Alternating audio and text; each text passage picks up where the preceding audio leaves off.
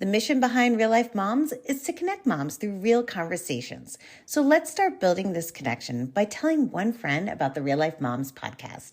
After you listen to this podcast, share it with your friend and let's grow together. And now for this week's episode. Hi, and welcome to Real Life Momz. I'm your host, Lisa Foster. And Real Life Momz is a podcast that's all about connecting moms through real parenting conversations. I believe that moms have so much insight and knowledge, and together we are powerful. On this podcast, we give moms a voice to tell their stories, share their expertise and resources through real conversations. And this week, we're joined by Sara Kostelnik, mother of two wonderful kids, founder of Jade Scott Design, an interior design studio, and the host of Living Elemental podcast, where she educates and inspires others to curate a life through the lens of their living spaces. And today we are having a mom conversation as we discuss common struggles that parents encounter.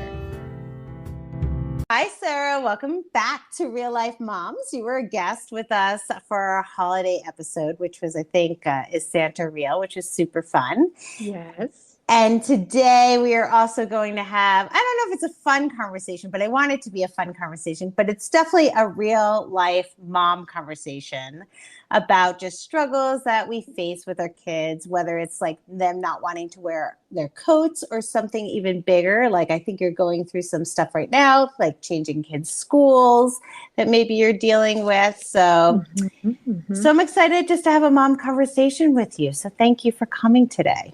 Yeah, thank you for having me. I've been looking forward to this conversation for a while. I'm super cozy on my couch. I took a shower. It's a little later. I'm on the East Coast, so I made a cup of tea. I'm in my pajamas. I've got my dog next to me, so we're just going to chat. I'm excited for it. Awesome. And like usual, I'm hiding in the basement away from my kids and dogs. So I love, well, tell us about you because you're very Zen. So tell us some of the Zen things because I'm thinking I need a cup of tea and that candle that you sent me. That was so wonderful. FYI. Oh, good. I'm happy you enjoyed it. Yeah. I mean, it's about that. It's intentionally creating that kind of environment for yourself. I mean, I have an interior design studio with my fundamental teaching is feng shui. But yeah, just really creating that environment for yourself all throughout your home is really essential to just having a more peaceful home, right? When you have kids and the kids are loud and it's just there's a lot going on and there's siblings fighting and it's a lot, right? So we just need to calm.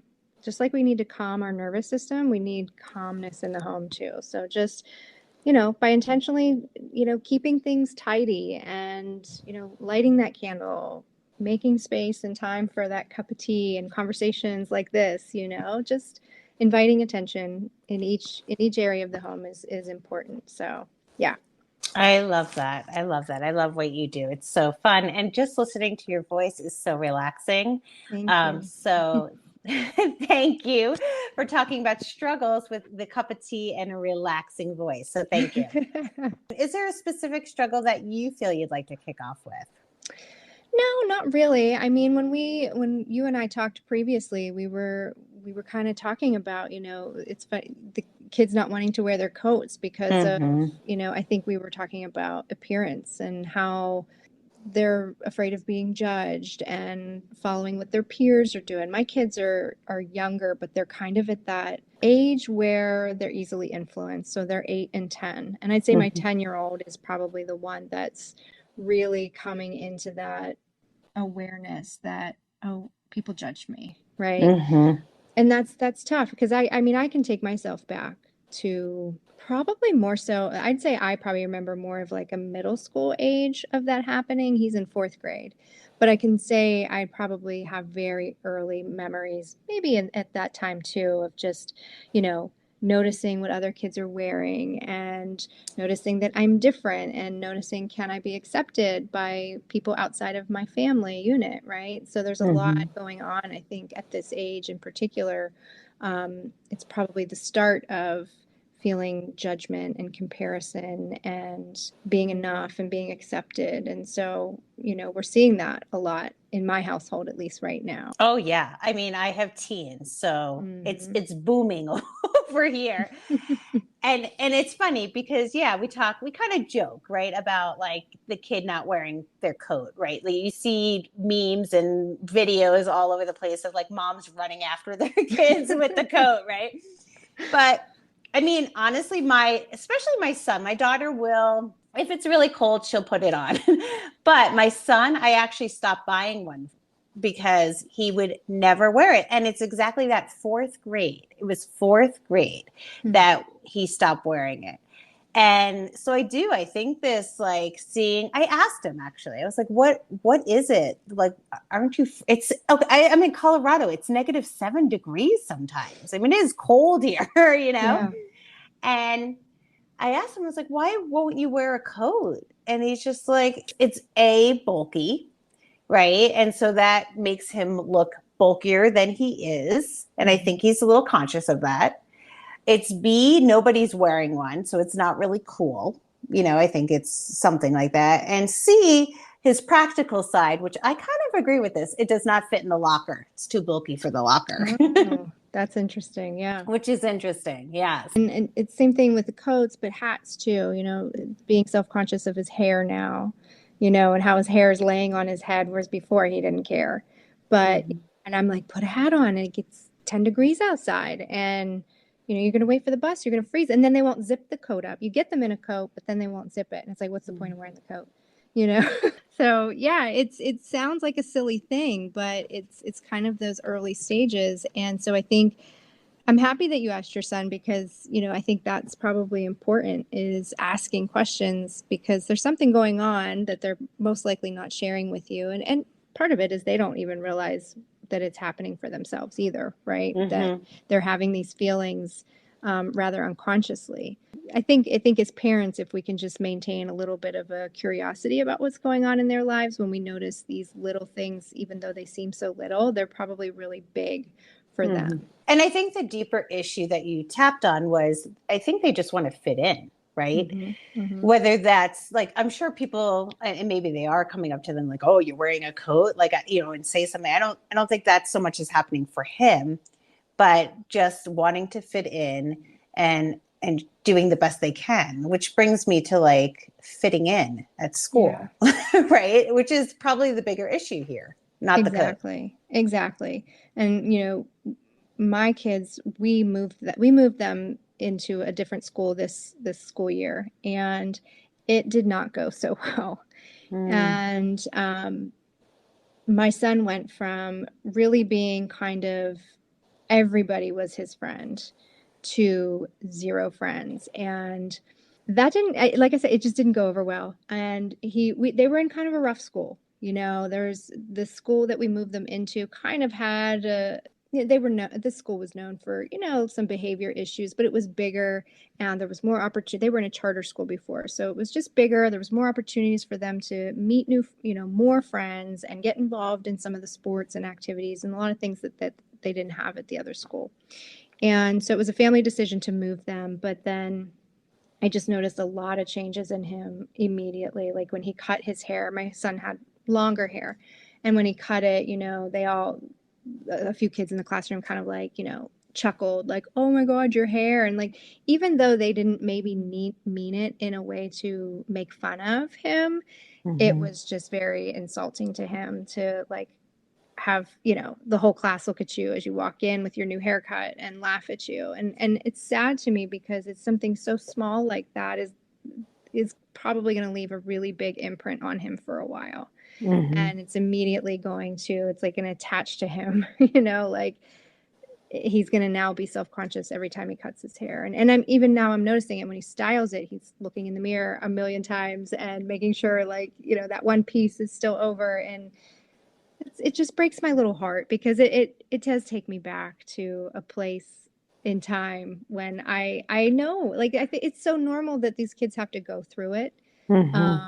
But as a parent, I'm experiencing it for the first time as a parent. And so it's hard. It's challenging to watch them have to go through it.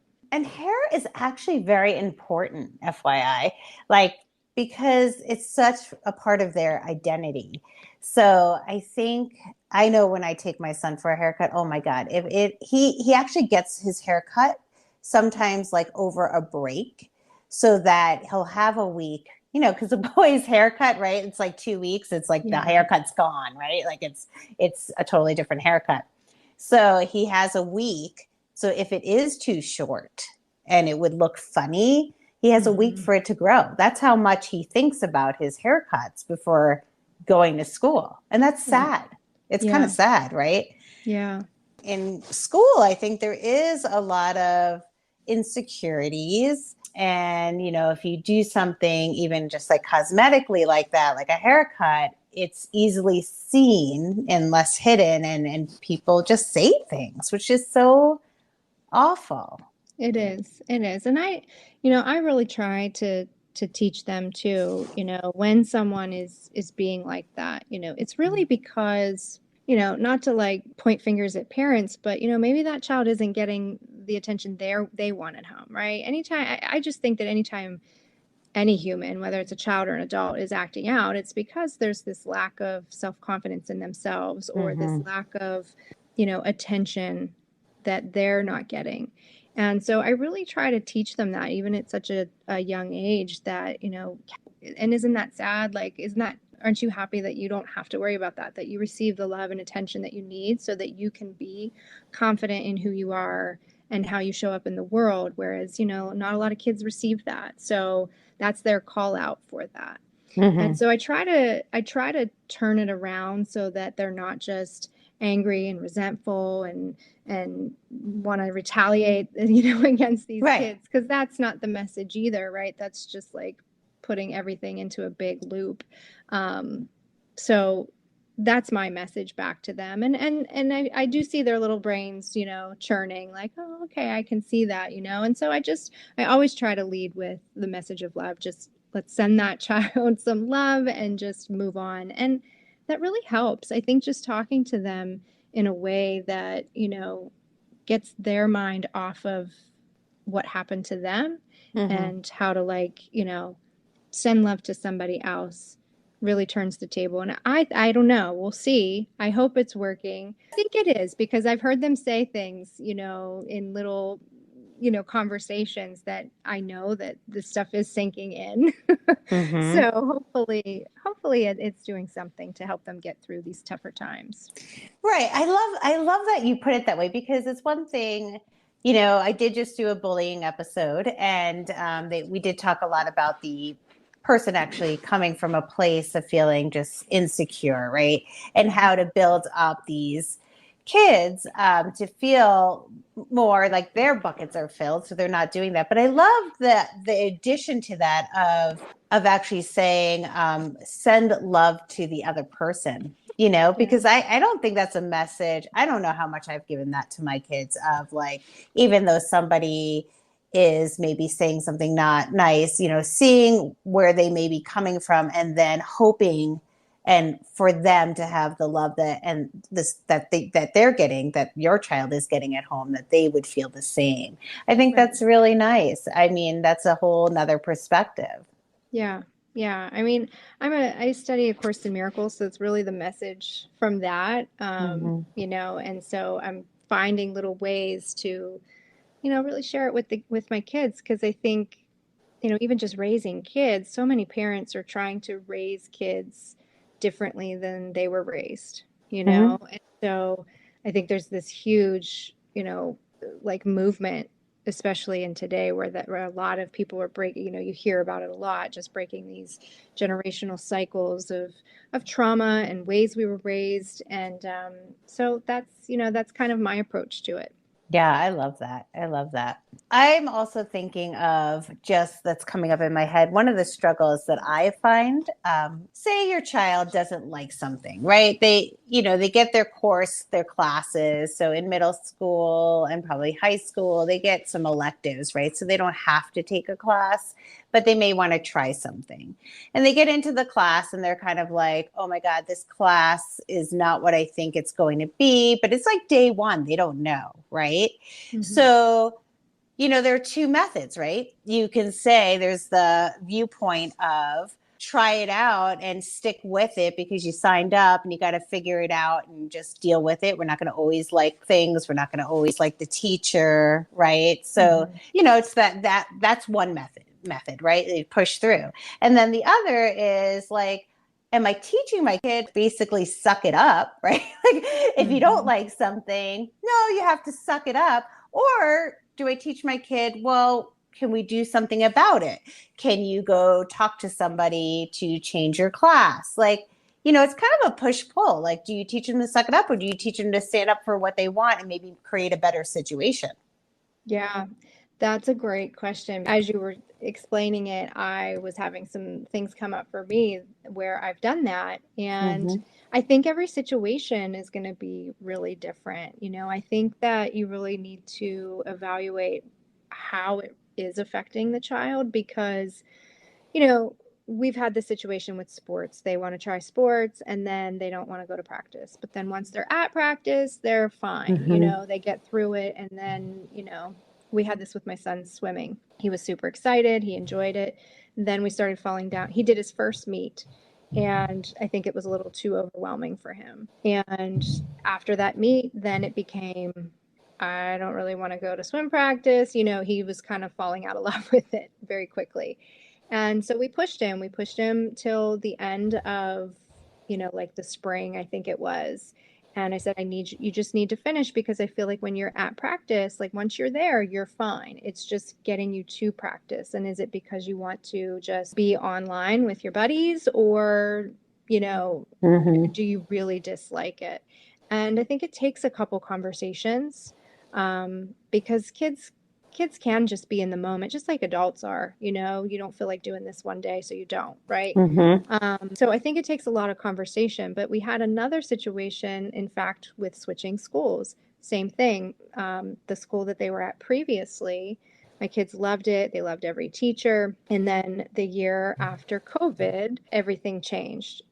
My son had like a new teacher. He didn't really like her after having like, Mm-hmm. very bubbly, coddling type teachers. He got a teacher that was very much the opposite of that. And so he struggled and he didn't really like going to school and she didn't make it fun for them. And my daughter's class was having a lot of behavior issues. She was pulled out of pre-K when COVID hit.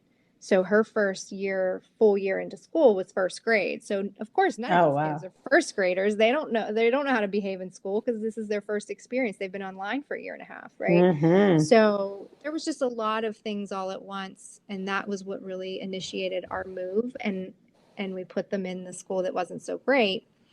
But then it just became a matter of, okay, I'm seeing over 6 months, I just really saw my son go downhill. And it was like, okay, this is not my son.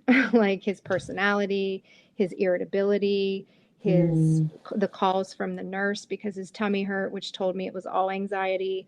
Those were the signs that I knew, okay, I'm not going to make him stick this out. Like Mm-hmm. this has the potential to really impact him and set him down a path that could put him on not such a great path for quite a while if I don't do something. So that was a situation in which I was like, yeah, I don't care if we're at the end of the school year and it's mid-March, like we're switching schools as soon as we can because, I just saw the impact it was having. So again, those are two really different situations where I think it really depends on the situation and as a parent, I think it's up to us again to stay curious, ask questions, notice the signs, and not wanting to go to swim because you were really intimidated by a meet. To me, Mm-hmm. isn't justification enough to quit. Like, stick it out. You committed to something, and that teaches a little bit of perseverance. But on the other hand, a school that just was not a great fit at all, and I could see changes in behavior and how he was treating others at home. Like, that's different. You know what I mean? Right. No, that's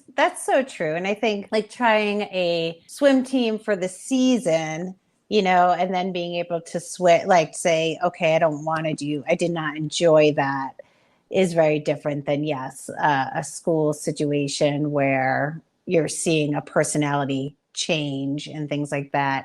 I have to tell you, I was really proud of my son because this is what made me think about it. In the past, I would have just been like, okay, you need to stay in this art class because you like art. And, in the past, you've actually stuck it out and you've really enjoyed it. So yeah, let's finish it out for the semester. That would be my old self. But what happened was there was a little bit of a conflict, I think, with the teacher versus the art class. I'll be honest, if I look at it really closely.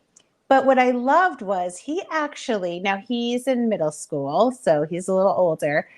He actually, I said, give it till Friday and then let's discuss. So came Friday, I was like, okay, let's discuss.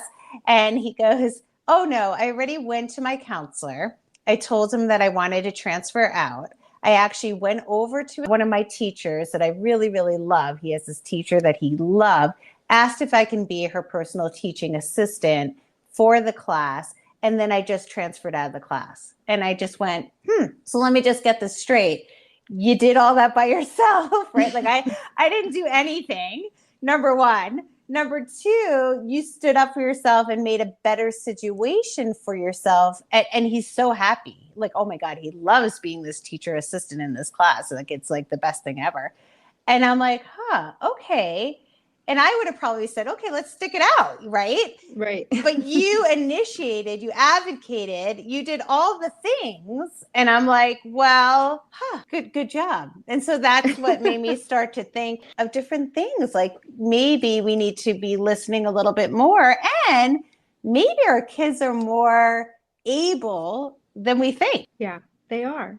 And I think, I think as parents, we tend to default to, yeah, you signed up for something, you got to stick it out, right? I think that's our Yeah. default because I think that's, again, how we were probably raised. Even like there are some nights where, I teach classes in the evening. There's some nights like, oh, I don't feel like teaching class. And they're Yeah. like, then don't. I'm like, no, I committed. I will do it, so use that, to show them, like, I have to commit to things too. Yeah, I think we default to that. So even just when the situation arises, we can sometimes offer maybe a few suggestions like, well, you could do it this way, you could stick it out, you could maybe talk to your counselor, exactly the steps your son took, even though he did it all on himself. But for, other parents out there, maybe just provide them with a few options and then give them a few days to let it linger in their own brain, what feels good to them. And again, like you mentioned, let's revisit it on Friday. And who knows, exactly what your son did. They'll just take the opportunity to take matters in their own hands. That's amazing. I Good for know. him. Yeah. And he's quiet. Like he's not really the one to like, be talking a lot in class. So for him to actually go and talk to adults like that, I'm like, wow, that was great. And I think also just listening to the other half instead of just maybe giving answers, like saying, okay, do this. He had a whole nother backup plan that I wouldn't have come up with. Right. What else are you seeing on your end? Well, we talked a lot about my son. My daughter's in second grade. She's doing pretty good. She's pretty resilient, at least so far. I think, she's little kid group. So she pretty much adapts to wherever. She was excited about starting the new school and she made friends there and she loved her teacher, even though, there was still some little bit out of controlness going on in her classroom. She still was able to maintain and met some, really fun friends, but she was ready to leave too. And, I think she was noticing things even, with her brother that were different. So I think even on some level, she felt it coming from him too. And, but she, like I said, she was still happy to leave too. And she's back to their old school. And yeah, she just stepped right in and they love their old school. My son had asked a few times if they could go back and I was kind of like, no, we're going to stick it out. And then just it was kind of like a few things had happened in a row. It just snowballed and I was like, no, this is enough. Like we're done. They got back into their old school and they were welcomed back with open arms. I mean, they were treated like celebrities coming back by all the teachers, the principals, the counselors, the students. And I mean, my son was like up and dressed and ready to go 15 minutes early this week. Oh, wow. Yeah. Yeah. I mean, smile on his face, waking him up in the morning was so easy. And I just knew in my heart, just by his behavior in just a matter, they went back on Tuesday. We're recording this on Thursday. So he's like back to his old self. So I know it was the right thing to do for them. And I'm just thinking of your daughter because she's younger. I feel like, gosh, I don't know what really shifts. It's like kindergarten selves, first grade selves. Like, why don't we still have them in our bodies? Like, I feel like they can just bounce back and forth. and just so resilient with things. I found a picture of my daughter when she was in kindergarten. So now she's like a junior now in high school. And probably a year ago, we found this picture, and I showed it to her, and we just looked at this little girl, this kindergarten picture of her. And I was like, oh my God, you used to be this, like, see me as I am, like there was no comparing. It was just all show. I mean, she'd be the one dancing in the middle of the room and singing, and no cares in the world. And it was just this like light. And I said to her, I turned to her and I go, do you think you can find your kindergarten self? And she hung that picture. She still has it. It's on her mirror in her room, because every once in a while she needs to remind herself of that kid, because it's somewhere. I mean, it's inside of us. I don't know how it gets like tapered down so much, but it's inside of us. And like, so she can look at it and remind herself that, like, yeah, I'm that kid that didn't care, made those silly videos, did those silly things and didn't care what people were saying. Yeah, that's so true. Oh, that's so good. And I love that she is hanging it up. Yeah. Oh, that's perfect, right? Because that's probably like the peak of all the, you know, self-doubt and low self-esteem and not feeling good enough, right? So that's amazing that hey, I can be my 5-year-old self again, whenever I want to be. That's great. Or that she's still there. Like, I don't Yeah. know how much she feels like she can be that self, Hmm. but she could be reminded that it's still part of her when that whole comparison stuff comes in, not feeling included or good enough, or, all those things. She could look to that picture and say, it's okay. Like, I didn't care back then. That maybe a little, that little person is still inside of me, that I can bring her back maybe when I need her. That's beautiful. I love that. I'm gonna hold on to that one because, yeah, Yeah. my daughter's right in that moment now. I mean, she's our flower child. She's so full of love and light and just dances and sings and dresses wild, mixes patterns. I love Mm. it. And it's so fun because I'm very much not that. I'm very neutral and orderly and I don't dance and I don't, you know what I mean? So like I just watch her and I'm in such awe because, like you're saying, I see myself in her. Like I can remember being that carefree, first grader and just not caring what other people think and yeah, man, that caring what others think of you, that Yeah. that sticks with you for a long time. It does. And it somehow changes, and it changes who we are. And at the end of the day though, but then it's funny because I think it goes back around, right? Because now that I'm 50, I don't care as much. Right. But Right. I'm 50. I shouldn't have to wait. My daughter should not have to wait from like being a teen to all the way to 50 to feel like, oh, I don't care what people think. Right. I do talk to her a lot, especially her more than my son. My son's a little bit more grounded, and his kindergarten self, I don't know, he was pretty playful too. I probably have to hang a picture of him as well on his mirror. But my daughter, we have lots of talks that I do try to remind her, like she'll come up with a situation and I'll say to her, in 5 years from now, even in 2 years from now, because she'll be out of high school, is that even going to matter? And she's always like, no. I was like, okay, it's a question you should be asking yourself, because, we're harping on these things. And at the end of the day, in literally 2 years from now, it's going to be nothing. Oh, that's good. Because I mean, sometimes you don't, yeah, that's good that she realizes that it's not going to be. Because when Yeah. you're in that moment of thinking this is like the most devastating news or whatever it is, right? There's no like controlling your emotions behind it. I think it is the end of the world if this doesn't happen or the boy doesn't like you or, whatever it is. So that's great that she has that little bit of awareness that, yeah, you know what, you're right. This isn't going to matter. Now, granted, that isn't going to matter. Might come out in a few eye rolls and an hour later. But the thing is, they're listening. They're listening to that question, Mm-hmm. and then she's like, okay, like, all right. I have another one for you, if you don't mind me Yeah, of giving course. more of my struggles, but I'm open to more of yours. I have struggles with just right now the mental health piece of kids and school. Basically, we've got this attendance policy at our school. I don't know if it's everywhere, but it's like 10 days per year. Now, they are dealing with so much, these kids. And I don't know about your kids, but the first half of my year was, I don't know if it was just like they were ready. They finally back to this new normal.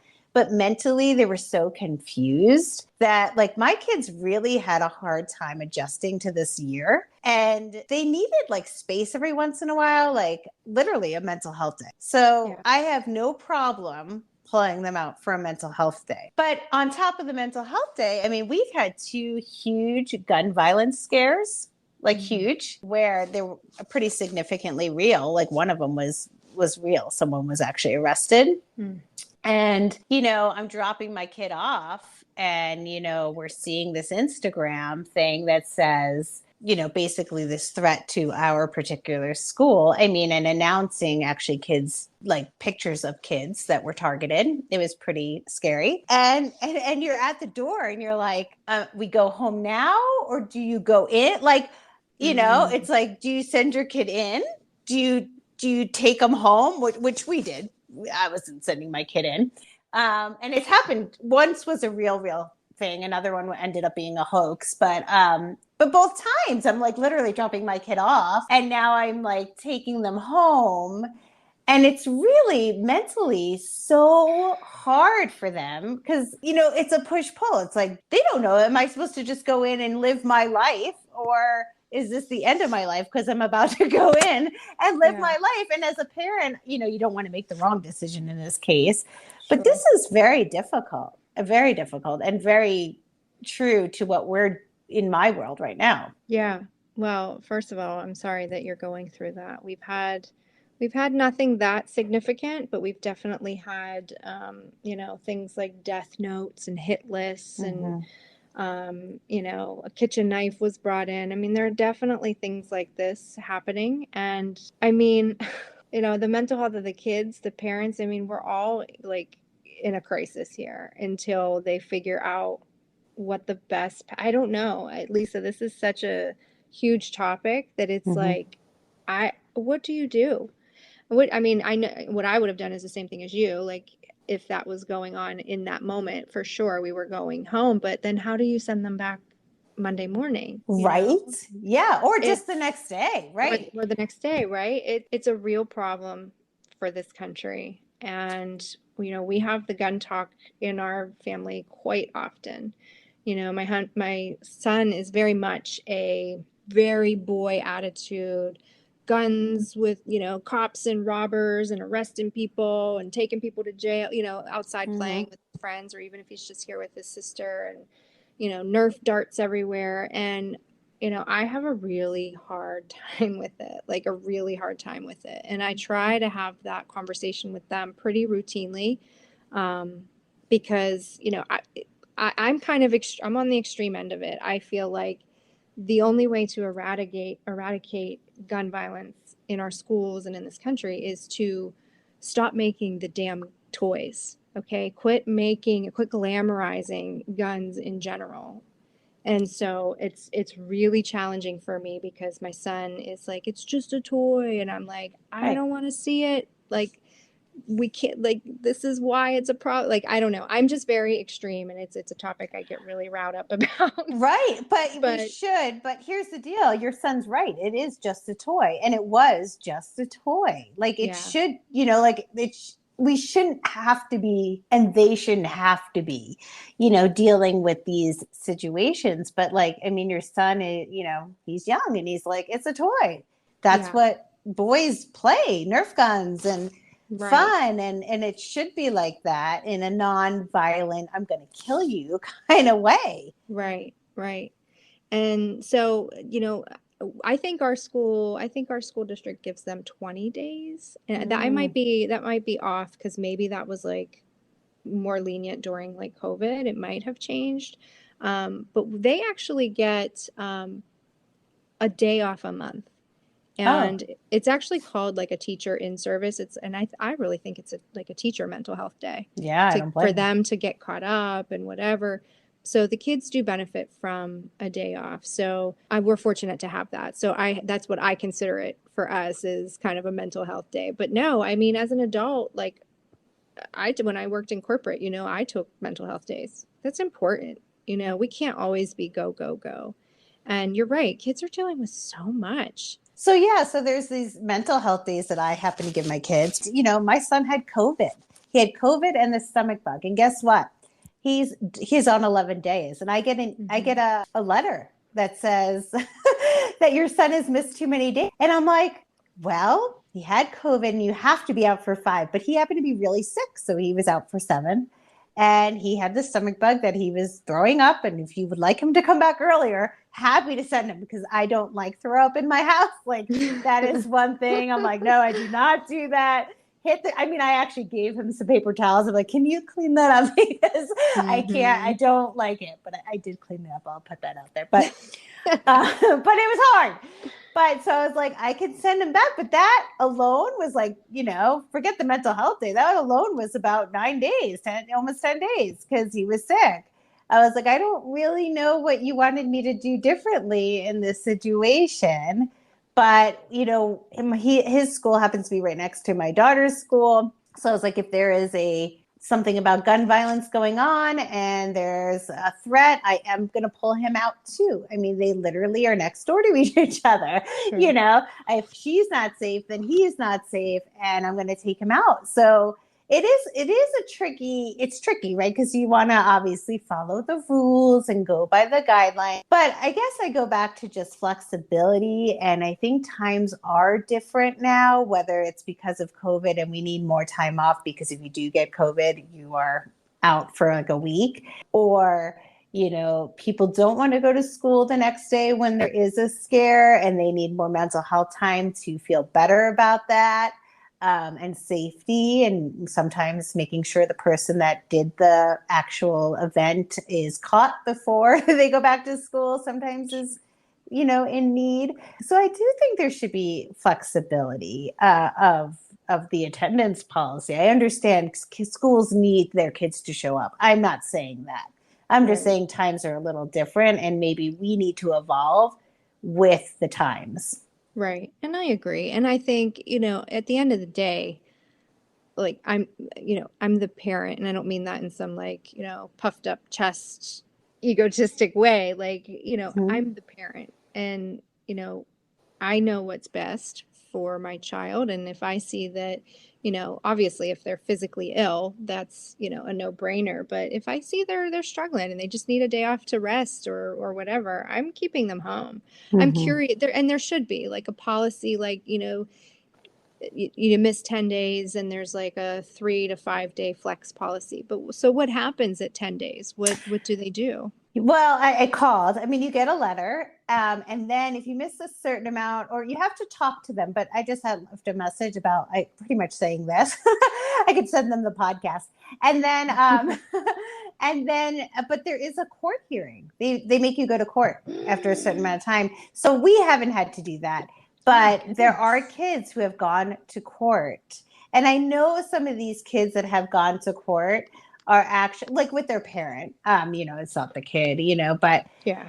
But I know some of these kids who have gone to court have had mental health issues, and I feel like that's not right. Yeah. So yeah, that's a strict policy. I'm surprised that it's that strict. Wow. Especially after COVID. I mean, it's not gone. People are still getting it. It's still spreading around. But. That's interesting. No, it's not that strict here, as far as I'm aware, at least.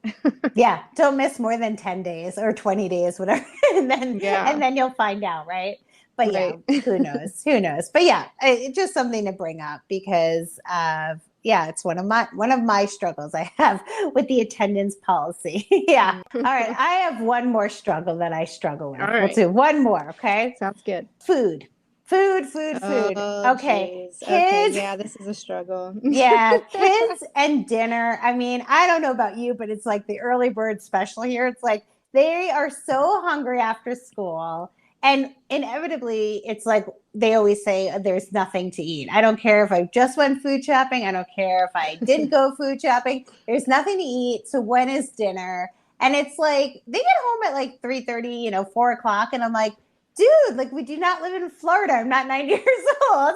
I don't need the early bird special at 4:30, right? Like, but they are, it's always a challenge. And then whatever I actually do make, there's someone who has an opinion. Oh, So yeah.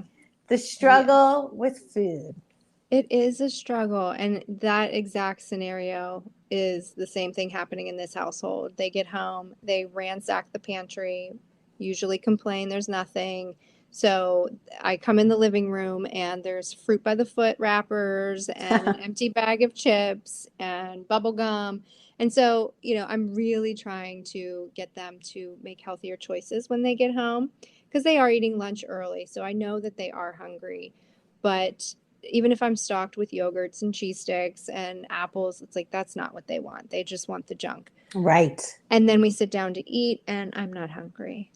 And Uh-huh. I just want to be like, okay. So I really try to only cook one meal. And I say that to them all the time. I'm not cooking more than one meal unless it's an obvious, like they're not going to eat this. Like me and my husband might make like a Thai meal or something spicy, and I know they're just not going to have it. Mm-hmm. My son's becoming a little more adventurous, but for the most part, if he's had it before, he's tried it before, he probably ain't gonna try it again. And so they get options though. If they don't want to eat what we have, they have to make their own dinner, and it can either be a smoothie, Mm-hmm. it can be eggs, and or cereal. The cereal I'm a little iffy on, but it has to be like a healthy, like a bran flake or something, like not like Fruit Loops or something, but Right. it has to be like a healthy choice, and or like a yogurt and a granola or a banana. It's something healthy, Mm-hmm. um, and something they can make on their own because mama is not making two meals. So Right. that's my Yeah. rule. Yeah. I mean, I made my kids like both. I didn't make them, but I highly recommended when they offered they have cooking is fun classes in middle school and high school. And I'm Mm. like, yeah, you need to take those. Okay, people, because I was like, I'd highly recommend if you put that as your first choice. And they both did, and they both enjoyed it. And they both learned certain things to make. Not, but of course we don't have the ingredients half the time, but yes, I do. Yes, I do smoothies. Now we do ramen. Ramen's a thing. Yeah. Eggs. My son will at least find something within the meal that he'll eat. My daughter, not so much. But it's like literally funny because if there are snacks in, like, if I come home, when you come home from food shopping and you look like a superhero, you ever have that, like where the kids are like, you're like Santa Claus, you're like come in with all these bags and they're like, oh, Yes. mom, you did such a good job. And it's because I got like the snacks they wanted. So there Hmm. was like one like week recently that I like literally for some reason bought more snacks, less, like had nothing for dinner, but had all these great snacks. I think I was just going through a moment in the store. And I brought those home and my kids were like, "Oh my God, mom, you did the best shopping ever." And I'm like, "Dude, like I have nothing for dinner. Who cares? We have Right. all these snacks, like it was like, oh, Yes. right." I was like, "Okay." I was like, "But that's not good."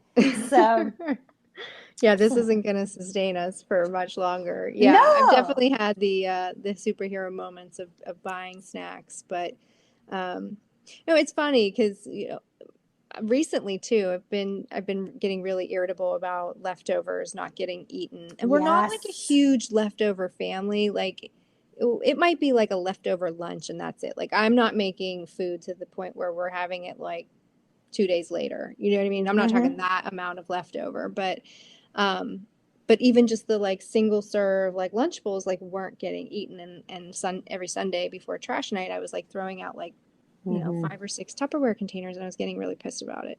So now the fridge I've been only buying what we eat. And it's funny, like even tonight, I'm at the end of the week and I open the fridge and it's like just glass shelves. I'm like, wow, there is like no food in this house, And but again, like it won't get eaten.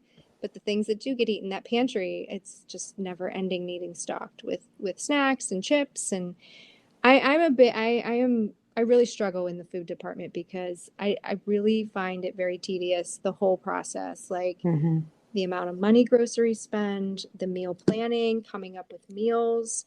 the actual grocery shopping. I mean, thank God COVID like introduced like grocery Yep. pickup and delivery, because that has been like my savior. Mm-hmm. But everything else that comes around, and then when you make it and nobody's enjoying it, it's like the whole conversation around food is with children is just, it's really frustrating. I say to my Yeah. husband all the time, like, it's going to be so nice when it's just you and me, man. We can just go out. We don't Or have to eat cook anything. I or mean, we eat can cook, anything. and it's like, at Ugh, least my husband will eat anything, I'll eat anything. So we're kind of like, same. yay, it's like, it doesn't matter. I think Yeah. I think to tackle this struggle, because I think most parents are struggling with this. I mean, there's picky eaters everywhere. I do have to say the glass shelves that are empty, because mine was like that actually yesterday, and I usually shop on Saturday, but I didn't even have anything to give my kids for. I had nothing in the house, and I had to run out this morning to do it. But I have to say that's a yay moment for you, because you've bought the food that you ate. So anytime my kids look in there and are like, there's nothing in there, and there's literally, because there is nothing, because it happens, I'm like, Hmm. yay, that's great, because we're almost ready for shopping day. That means we're using the food. So I think the new Yes. perspective is good. But I think, like, to get over the struggle, we do have to have a different perspective of it. I think number one, and I'm just thinking about this now, so talk it through with me, but like, number one is letting go of like feeding my kids perfectly. Because Hmm. there are times that it's fun to give your kids like fun food, because they're kids and it's fun to have something junk foody. Like, it just is, like, Hmm. as much as I want to feed him nonstop healthy food, I think for the most part we do have healthy food. It is fun to give them a friggin' cheese doodle every once in a while. It really is. They're so I happy. agree. Yeah, It's a they are. treat. They love it. And they're young. They can handle it. Right. So, yeah. So let's like kind of let go of having to have everything like healthy all the time. I'm Yeah, going to I'm do with you that. there. I'm with you Yeah. on that one. And then I think the other thing I have to let go of is prepare a meal and someone like doesn't want to eat it. Like, that does not make me a failure. Mm. Because Hmm. I prepared the meal and it's cooked well, right? Like, it's not my fault that I happen to have people that are just picky in my home, right? True. True. So I say, like, yeah, let's just celebrate that I got a meal on the table after working, That's right? so true. Yeah, that's a wonderful perspective, because yeah, you do. It's interesting that you bring that up. You do almost feel insulted. Like, I'm I insulted.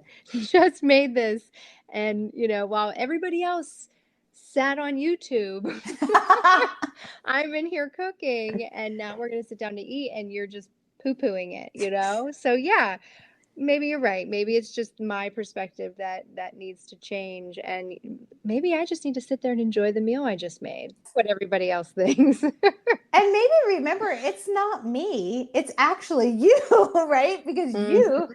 don't like the meal. So that seems like an issue that you can deal with, right? Oh Then my why does it have to gosh. be Thank me? you, Lisa. That was You're beautiful. welcome. I love this. Yes, because this is a big one. It is. It Yeah. is. So your kids are older, so that you're telling me this never really goes away. No, there's not only are they picky, but now they can order DoorDash to order Oh something gosh. else. Yeah, that's a whole thing. That's a whole nother conversation that we can have another day. They're just like, can I just order DoorDash? I'm like, do you have money? Because yeah, I Oh, just that's made a so meal. Yeah. funny. Yeah. Wow. Awesome. Yeah. Well, you know what? I'm gonna just worry about myself at dinner. I'll make it for everyone, but I'm gonna sit down and I'm gonna enjoy it. I'm just gonna keep my lips shut. Yeah, just enjoy it. And then honestly, maybe another conversation could be, maybe tomorrow, honey, you can make the dinner, and that would be wonderful. Mhm. Well, that is something we also did. With Mhm. my son, he was showing an interest in cooking. He like wanted to go to the library and get cookbooks. And I was like, "Okay, let's do Awesome. it." And I will say, when they are engaged in cooking, they are much more engaged in the eating. Yes, I And I think agree. that's true for anyone. I mean, anytime, like I don't enjoy slanging meals every week just to get something on the table. That type of cooking I don't enjoy. But if I'm making a new recipe and it's something kind of different and I've got a glass of wine, and I enjoy cooking. So, involving kids in the cooking process and even just starting them out with like breakfast items, things that are easy to make, like eggs and pancakes and things like that. There's an appreciation that goes into it, right? Like even chefs will say, there's love in this food, right? So Yeah. I think there's a very real sentiment to that. So it was very short lived. I still have to, now I have to coax him, where before it was like for 2 weeks, he was like, can I make dinner? Can I make dinner? Yep. But now he's kind of fading on me. Yeah, no, we had the same fade thing. But I do have to say, first of all, my daughter can cook really well. Like she makes a penny alla vodka without the vodka, but it's a cream sauce. Oh my God, it's so good. And you know where she got it? TikTok. And I was wow. I was like, she's made some incredible meals from TikTok, because I'm not a fan of TikTok sometimes. But for their foods, oh my God, yes. Let's keep going with that. Wonderful. So she's good. But she's also the picky eater. So she's more willing to try something if she's made it. And so that's definitely cool too. But that struggle will continue. But now we have a new perspective. Yes. So wonderful. we no longer have to feel bad. Yep. Not anymore. No. So thank you. Thank you for this lovely, lovely conversation. Before we go, do you want to just tell our listeners, you have a lovely podcast too that really grounds people and just brings in so much good energy. So do you want to tell them about that? Yeah, sure. So you can find me on any streaming platform. It's the Living Elemental Podcast. As I said, I'm an interior designer. I practice feng shui. And so it's not just about those things, although we do integrate some conversations into that, but it's really just about finding balance. So the 5 elements in Taoism or feng shui really just work in a cycle to create balance in our spaces. And so, but we can really use balance in a lot of areas of our life. So the topics really span the gamut of conversations where we can all just bring a little more balance into our lives. So yeah, check me out. You can find me on my website at jadescottdesign.com as well. There's a lot of information there too. So yeah. Awesome. I enjoyed listening to your podcast. So I know others will too. But thank you for this fun conversation. I am going to walk out of this conversation knowing my inner kindergarten self. I'm going to re-embrace her. I'm going to remember that it's not me, it's them. Yes. And I'm going to be okay with just some decisions that we all have to make, knowing that we're all going through these struggles every day, and that sometimes our kids come up with the best decision for them. Yeah. Wonderful. Me too. This was a great conversation.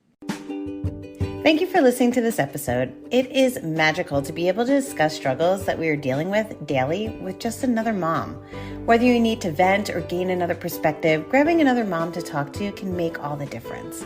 So let's keep supporting each other and tell your friends about the Real Life Momz podcast. If you're looking for ways to support this podcast, you can become a subscriber for just $1.99 a month, where you will receive access to all archived episodes, early release of new episodes, and access to send in questions for upcoming guests when you hit the opt-in to receive emails. Or you can buy us a coffee. Parenting is exhausting, and a cup of coffee helps us stay awake to continue making quality episodes for you. Just click on the link in the show notes to help support Real Life Momz, and we will continue to help one mom at a time.